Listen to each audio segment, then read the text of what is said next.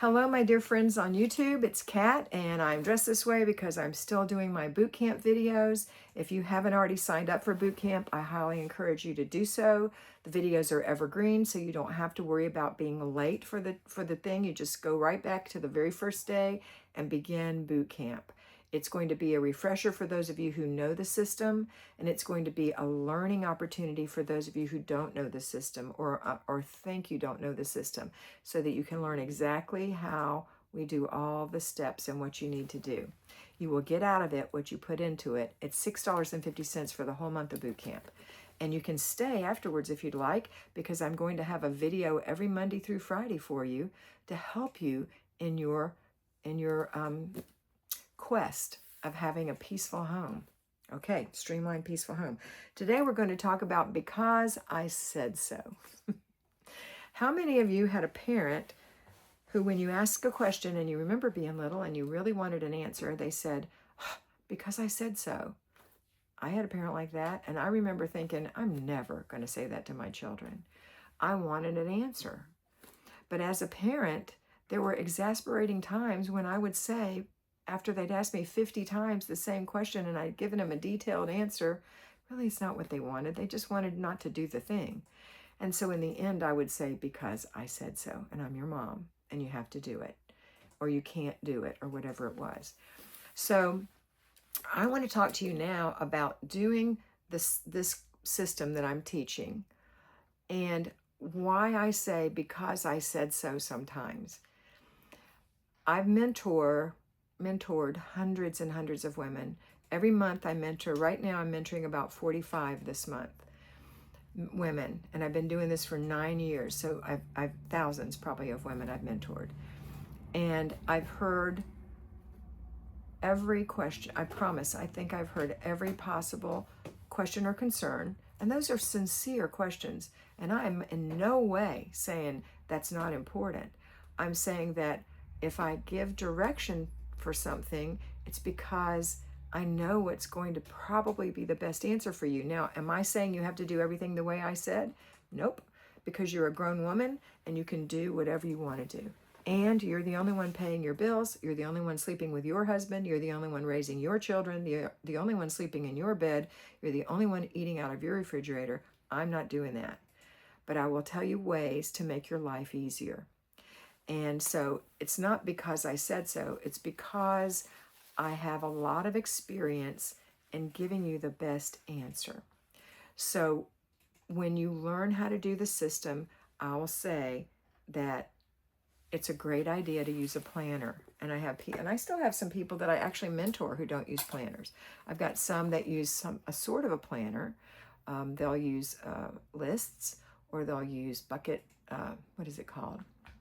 I can't think of it. But anyway, there's different things. But I use a planner, and I highly recommend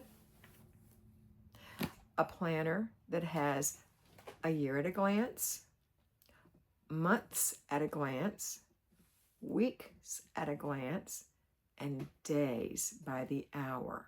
That's what I recommend if you have a miserably busy life. It's not a miserable life, but a super busy life. If you work and you've got kids and you've got commitments, you need an hourly planner. If you're retired and you have a few little things that you do, but you're not super, super busy, you could get away with a weekly planner. But I would highly recommend a daily planner, because in that planner, you're going to put in every commitment that you have. You're going to put in every appointment that you have. And then you can put in your basic weekly plan. What are you going to do on Monday? What are you going to, like, quick clean on Monday, free day on Tuesday, planning and desk day on Wednesday, errand day on Thursday, car and purse on Friday, family day on Saturday, and holy day on Sunday. That's a classic plan. Now, you may be a person who worships on Saturday. You may be a person who works Wednesday, Thursday, Friday, 12-hour days, and you have the rest of the week off. So you have to use your big, beautiful brain to figure out how to accommodate yourself with these things that I'm telling you to do. But in general, I'm going to give you the basic plan, and then you can edit it to make it fit for your family. But if I tell you to do a clutter stop 3 times a day, whether you work or not, that means that you look around in the morning to make sure there's no clutter anywhere. That's not decluttering. That's future. You're stopping future clutter because you're picking it up, not passing it up. So do you remember your mom? Maybe your mom didn't do this, but my mom did it, and my husband said it to me just the other day. Put that where it goes. So, you know, we all do it. We leave things laying around, and so do our children, and we don't have to be mad about that, but we need to make sure that they get picked up and put away. If you do this 3 times a day, and if you work, really only one of them is going to have any impact, because the morning one, if you did the one before bed at night, that's the most powerful one because it's the most clutter at that time, especially with children or messy husbands or yourself. You're going to put things away. So when you wake up in the morning and you do that early morning perusal of looking around, you probably won't have anything to pick up. But don't fight looking around. Don't say, no, I'm not going to do that, because there's never a mess. Just look as you walk. You never know what you've left. Oh, a balled up Kleenex. That's future clutter. Just get it and throw it away. And then the other one is when you first come home, or if you're at home, an at-home homemaker, you're going to have more clutter, because especially if your children are home, you're going to have one after lunch. But if you're payroll, you do it as soon as you come home. You just take a look. Not much has happened unless there have been people in the house. If there have been people in the house all day, yeah, things have happened. You're going to definitely need to look. And then before you go to bed, or if you have children, before your children go to bed. That's one of the things that's kind of a because I said so. Not in a mean way. Like I said, my husband even says to me, pick that up and put it where it goes. Occasionally, we all do that. And I say the same thing to him. We all do that. And that's not mean. That is not mean. That's firm but kind. And that's the attitude you want. It's firm but kind. There's never a reason to be unkind or to not understand why a person is messy. If you're a born organized, which is unlikely, most of my clients are not born organized, then it's going to be harder for you to understand why a person doesn't just do it. Because that's a typical response of a person who is organized when dealing with a person who is not organized. Just do it. Well, that's not so easy when you're disorganized, when you're naturally disorganized, or you have ADD or ADHD. That's not naturally going to happen. It's an effort to do that. And it's a thought discipline that has to happen. Okay? So I want you to really plan out your week in a planner. That's the crux of this. That's the crux of the whole system. And the crux of your day is your before bed routine, where you go to bed on time. That one little thing, going to bed on time, is the cornerstone of each day. Because when you go to bed on time, you're going to get up on time. You're going to have time to do that clutter stop in the morning, to do your morning routine, to feel put together in the morning, and to conquer your day.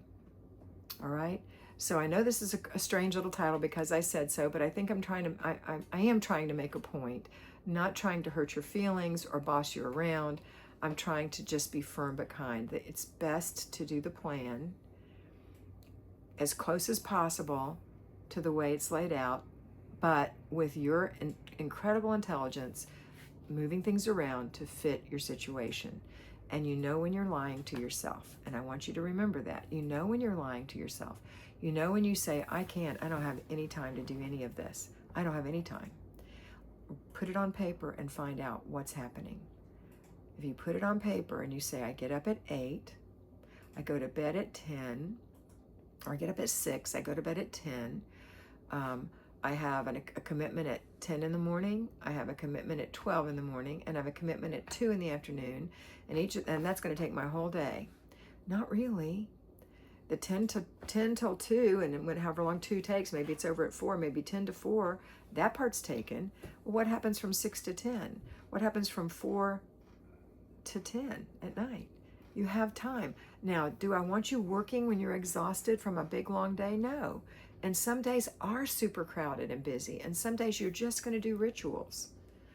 But not every single day. If every single day your day is like that with commitments, and you're taking kids to things late in the evening, and you've got to do a Bible study early in the morning, and you've committed to do this other Bible study at 3 in the afternoon, think about what you've committed to, and think about your family and your priorities, and think about maybe cutting some of that back. because you need time to be a human being. You need time to be a good mother. You need time to keep your house in order for your family. You need time to train your children up in the way that they will go, so when they are grown, they will not depart from it. So you're going to teach them how to do their laundry and how to sweep the floor and do those things. But you can't do that if you're so overcommitted that you're spinning all the time. You're on your way to a heart attack, and I don't want that for you. So think about what's happening. Also think about discipline, not only of yourself, but of your children. Is your husband saying that you're not disciplined enough with the children? Are the children out of control? Have him help you. Or is he not disciplined enough and you need to take a little more control, but you can't because you're spinning all the time and now your children aren't going to have any kind of rules? It's really important to look at your priorities and really say, what's the most important thing in my life? I understand that your faith is important, but going to Bible study in the middle of the day, every day, and having an hour of study in the morning, and having an hour of study at night, think about what you are doing to yourself. And if that's your priority, and that's absolutely the way you feel, then you absolutely do that. Because I'm not there to measure your soul or to measure what's happening in here. But I just want you to open up your eyes to see what's happening. Okay, that's it for today. I hope you have a wonderful day. And I hope you always remember to be beautiful because you are beautiful.